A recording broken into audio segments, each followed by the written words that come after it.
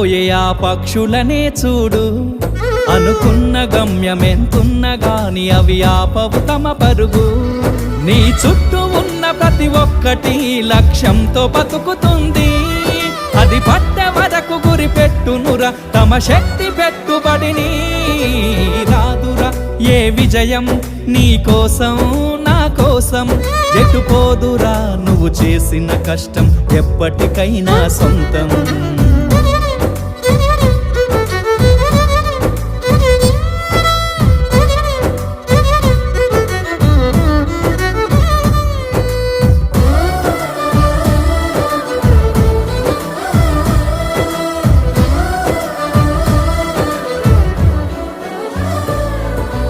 ఎంత చేసినా ఎదగలేదని దిగులు చెందబోకు.